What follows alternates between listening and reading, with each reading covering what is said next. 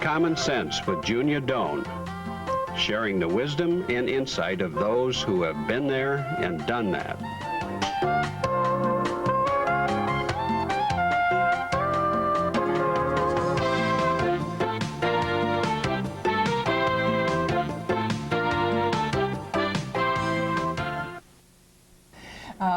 Good afternoon, everybody, or good evening, and welcome back. My guest today is someone very well known to the community because of her ability as a writer.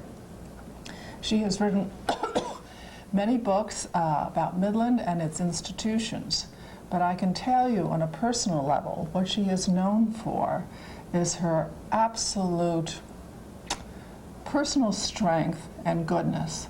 So her name is Dorothy Yates. So Dorothy, what I would like to have you share with me is when things really go hard in your life, something that you didn't choose, you know, we all get hit from time to time like this. What do you tell yourself to, before you act? How do you get yourself motivated to handle this problem? Well, I wanted to tell you a little story at the beginning. And this is the story of how I first met you. You were at this. We were at this party at John and Rieker's house, a large party, and you were quite a new bride. Right. Ted was introducing you around, and he said, Junia Doan, and I said, Junia, I bet you've had a lot of trouble with that name, and you said, I have never had any trouble with my name. And I thought, that is it. This is right now the end of what might have been a beautiful friendship. So I have always, in my life, I've had to have a lot of forgiveness. So I guess I had some forgiveness, I hope, there. From me. From you, yes. So I'm thinking about some of the hard times in my life, and one of them, it was a wonderful time, but a very hard time, was my first baby. I was 29 years old, which is too old to have a first baby. I had never been around any babies or any young children. We had to put this off because I had serious surgery, so I was old. And of course I read the books. I remember reading about how do you bathe the baby, and I figured it was going to take me at least an hour, and probably my soap slippery hands would let the poor baby slide down into the bath water and maybe drown or be hurt, and it was a very worrisome time for me. The visiting nurse came by, and she did this all in 10 minutes, and that gave me a lot of courage to think that it really would work. So then there were various times all through her growing up. Her two brothers that came later found a much more relaxed mother, but Susan bore the brunt of all this, and through the teenagers ages, which is always difficult, and so on. And finally, she was studying to be a social worker. She's a psychiatric social worker, and she said there's a concept about the pretty good mother, and maybe I would meet that criteria. So that made me feel a little bit better. Well, as you said, I have written some things. I worked in a newspaper, and I have been very fortunate to be commissioned to write a number of books of local history. But I've also done a lot of articles for newspapers and magazines, and I would get this wonderful idea and then do all this work and send this off, and it would come back, does not meet our needs. Yeah. So what a disappointment. I would be blindsided, as you said, by that, and that's one of the really hard things to face. And these experiences need to be redeemed somehow. You need to get some redemption out of it. So, well, my minister, Ted Greenhoe at Memorial Presbyterian Church, said they're having a a centennial, and the church would like to have a book. So I stopped going for a Master's of Journalism degree at Michigan State 30 years after I graduated, and I took 2 years and I wrote this book, and it was published, and then I kept writing more little articles. And then Bill Caldwell said that Dr. Collins was his mentor and was one of the leaders in establishing Dow Corning Corporation. And he thought it would be nice if I would write a book about the early days and the people that did these wonderful things getting this company started. So yes, I did that. That was a redemption for me too. And then Catherine Cummins at the Historical Society said, well, Michigan is having its bicentennial, and all the historical societies in the state are supposed to produce something. And so why don't we have a book about Midland County? No book had been written since 1884, and the teachers were always sending kids to the library to try to write a paper about Right. Midland history, and this is something that's needed. So I quit my job with with the museum. We were working on a history of the State Museum, which was going to be put up in Lansing. So I quit that and started to work, and this took my whole life for 11 months. Nothing else could I do, and I produced Salt of the Earth, which is my best accomplishment, and a redemption for all the misery of sending out things and getting them back. So I thought, I will never do another one. I can't. I just don't have it in me to do another one. But then Donna Rapp called up, and she said, well, the hospital is having a 50th anniversary, and I think we ought to have a book. So why don't you write this? So I thought, oh, I don't know anything about doctors, really, how they work. And yes, I do need that. See if that. And so this would be interesting, and this would force me to learn about medicine and how the local people did that. So I said, I interviewed a lot of doctors in the different categories Of medicine. of medicine. Right. Right. What were you asking them? Well, how they did it. Right. Yeah. And I was so nervous. I taped them, and then I transcribed the tapes and sent the transcriptions to them to see how far off I was. Right. Yeah. Thorough. You were very thorough. I found that file recently, and I said to Gary Scory at the Historical Society, you know, I have a file on medicine in the 40s Right. in Midland, and am I going to heave it out? But I'm very old, and my children are one day going to have to deal with what's left in my house. What am I Right. going to do with it? So he said, I think the Historical Society should have a research place so scholars can come and read what was happening in this community. And he said, yes, the new building is going to have a space for that, which is wonderful. That is wonderful. The building is just being built. So anyway, so then I said, that is it. That is absolutely it. And so then the library director called me and said, Girl who can't say no. all these people that want me to do something, instead of the people that are always sending me back stuff and said, we do not want you to do that. So it was the centennial history of the library So I said, I have one more in me.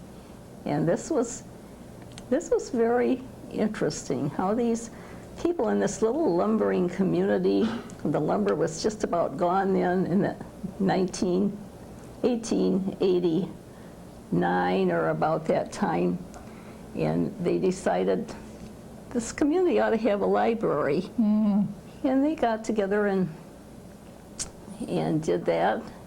If for $1 you could freely borrow anything from this little library, and it evolved very much.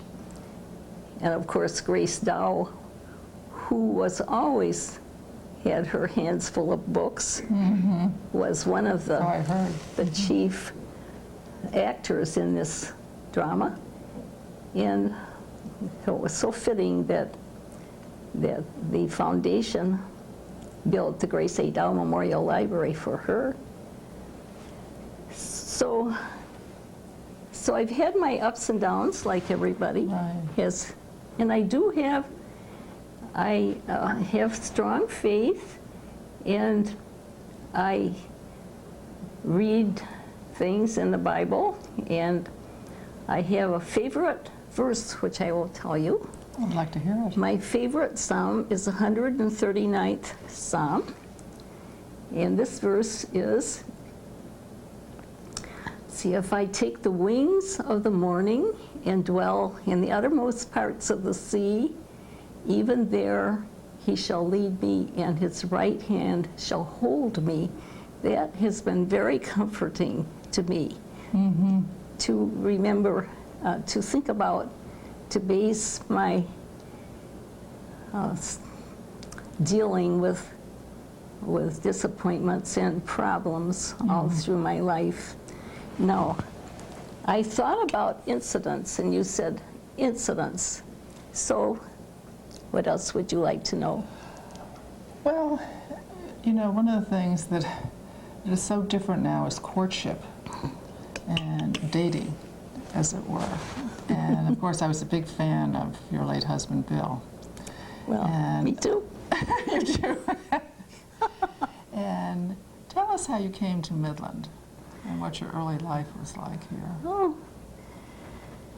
Well, I graduated from Michigan State. Then it was just called Michigan State College. Now it's Michigan State University. And I took the only course in journalism that they offered. They were just starting, Professor Applegate was just starting a journalism department.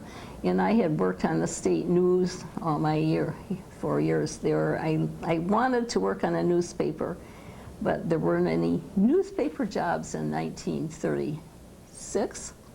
So a friend was the registrar at Michigan State, and she offered me a job working in the office there. But Professor Applegate knew of my desires, and he heard there was this vacancy in the Midland. It was called the Midland County Republican News. It was a weekly newspaper.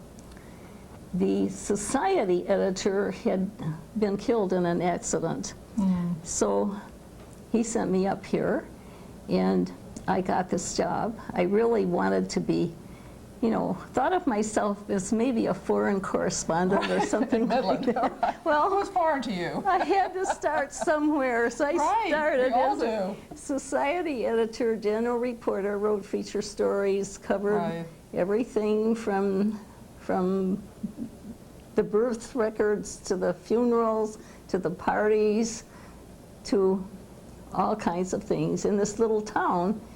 And it was really, my boyfriend brought me up here to look for a room. It was March, and it was raining, of course, and we got stuck in the mud on McDonald Street. There were only, I think, 2 streets, East and West Park Drive, besides Main Street, were paved. That's all. And it was a dismal looking place. Of course, March is the worst month of the year here anyway. It was dismal, but I got started, and I did. The worst part was living on $15 a week. I had to rent a room and eat all my meals out on $15. And first I rented a room in a family, and I think I had to pay $4.50 a week for this room. Dorothy, how was it viewed for a single woman to be coming to Midland or to any small town, Well- really, to live on her own and work in those days? Well, Was well, I Did you was consider yourself a pioneer? Was it routine? not a pioneer. No, I was absorbed. I had worked about 60 hours a week. There was really no time to think, what am I doing? I'm just doing what the job required, and trying to figure out how I can eat. Does everybody hear that? She worked 60 hours a week, and what year was this, would you say? 30, Right. 37, 38, 39, like Right. that. Long hours are not unusual if you want to get something done. Yes, well, things were happening. I was out Right. covering them. Right. Right. You know, one of the things that is very hard is to lose a spouse. It's Right. like what? To lose your husband or your wife. You know, Oh, very. it's a tremendous alteration. Yes. How did you? I mean, you know, I know because sort of what happened, but what advice would you have for someone living through that period of their lives? Oh my. I guess I'm not a counselor for things. In my case, my husband had not been well for about 3 years. And he was really going downhill, but he was brave, and I would get him out to things at the Center for the Arts and go. I would leave him at the door and park the car and go get the wheelchair and take him into the wheelchair part. And also, he wanted to go to church, and we went to church. We've been very faithful at Memorial Presbyterian. So I could see, and I was exhausted. I was absolutely exhausted. And the children saw that, and they were organizing. My daughter, who is a social worker, found somebody that would come and help me. But this had not happened. He died before that happened. We were up at the lake, and we had had a lot of company over the 4th, and I had to take him to the emergency room at Traverse City, and it was a cherry festival, so they were doing triage, and Bill, he could walk. He walked in there very, very slowly with somebody's arm. My son helped me, and he sat there for about 3 hours because they were doing triage with the people that were bleeding and, you know, looked. But finally we got to the doctor and so on, and he said, I'm going to keep him. I think he has pneumonia. So I went on back to the lake, and I had a lot of work to do there, and he called me the next day and he said, well, he's gone into, he had a bad time, and we put him in intensive care. And so I had a little more work, and then then he called again, he said he's in a coma. And I said, I guess I'm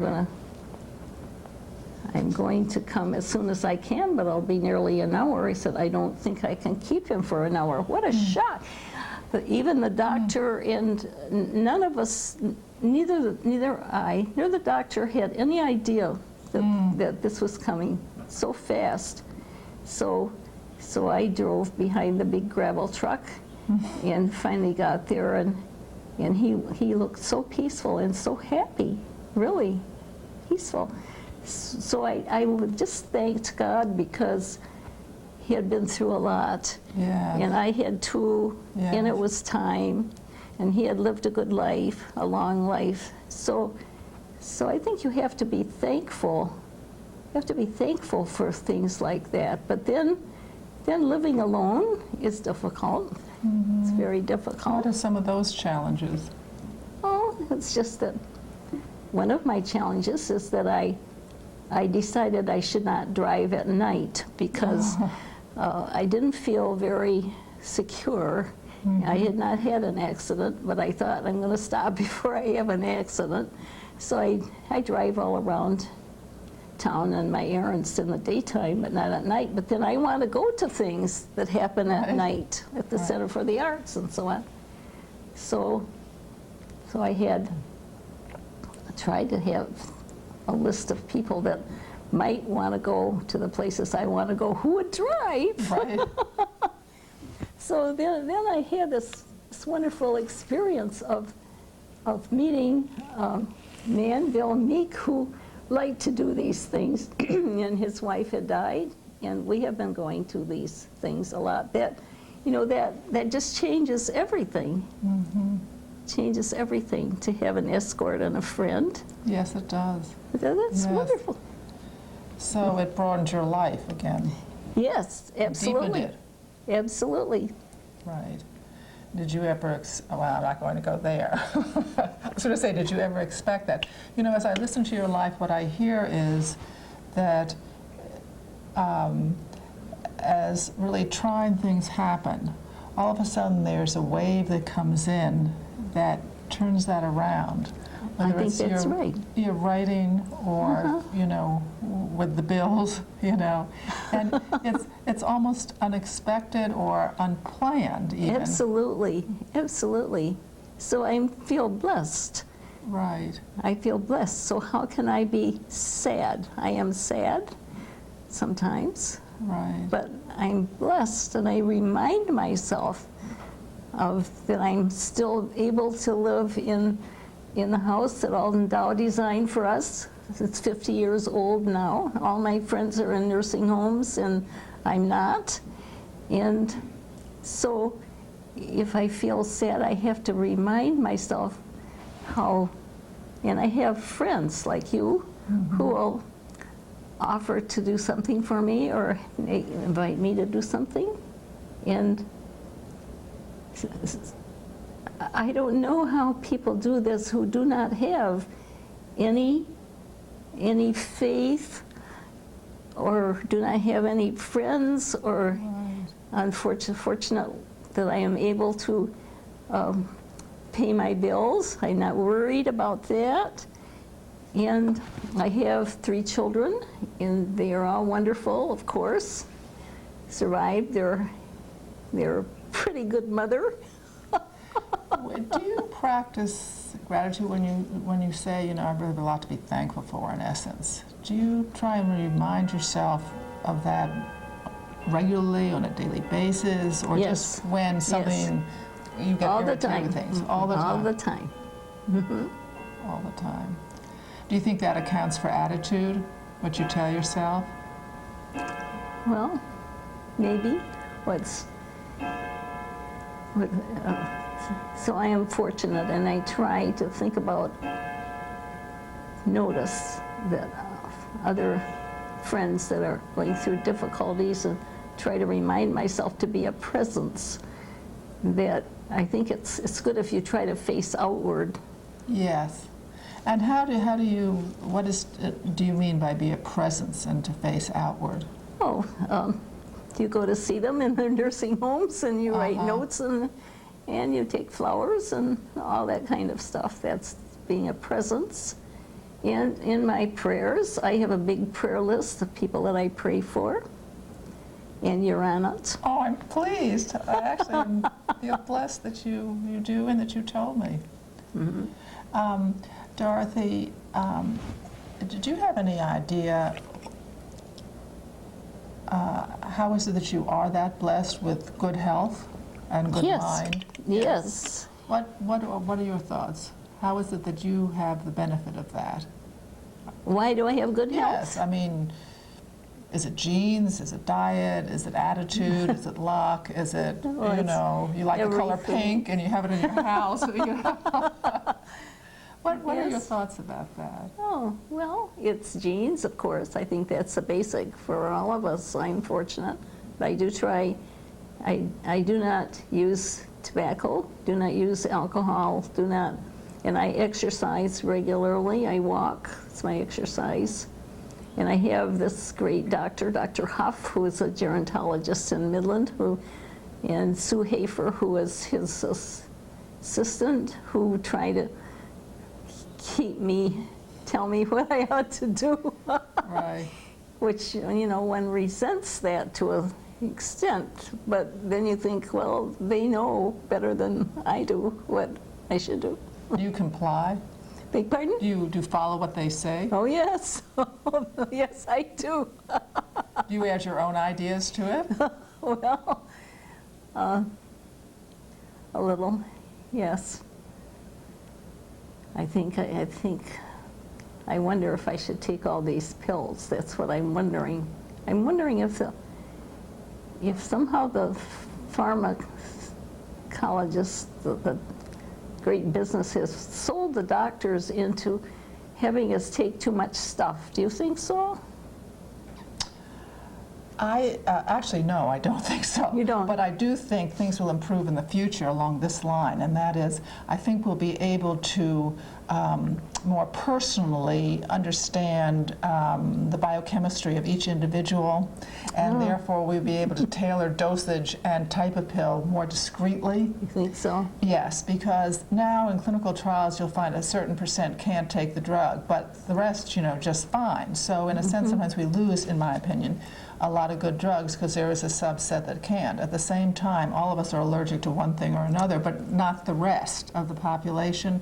So as techniques come forward where we understand how to more properly deal with each particular person, I actually feel that pills will reduce the need for surgery because early intervention You hope so. will stop all that, or I anyway, hope reduce so. it. I mean, you always have people breaking their hope legs, so. maybe perhaps, or something like that. Well, it's So I'm a, more hopeful, I have a little bit more positive, but Great. you know, everyone is their own life experience, and well, it's a challenge to have a birthday coming up, so it's a challenge to try to live as an old lady. That's a challenge. What is an old lady supposed to do? And mostly I think I should be going through all my files and books and everything and sorting them out, because I have to face the fact that I won't always be here and that my children are going to have this stuff to deal with. So that's one of my present challenges. That is my present challenge. I'm not going to write any more stuff for anybody. when you say, how do you live life as an old lady, are you looking at the years, or how you feel, or No, I'm looking at what tasks I should be undertaking so that it will make it easier for my family when the day comes. do you have an idea of what that is? Well, sometimes I say maybe I've got 5 years, and then I think, well, I don't know. I would not hope to be living way into the 90s. I really would not. Why? Well, a lot of people have to, have to help you, and I don't want to, go senile and all that. One worries about that. No, I don't really worry. I do not. That's part of my life. I do not worry. I try not to worry. I want to thank Dorothy Yates for being with us today. Dorothy has shared aspects of her life, but what we have learned is to have faith, not to worry, expect redemption, right? And often it comes from outside sources. Practice gratefulness, and in all sense, try and take care of others. This leads me to something that I have always said at the end of every show, and that is, remember, kindness counts. So please, when you see Dorothy around, tell her you recognize her kindness and thank her for sharing, and we'll see you next time.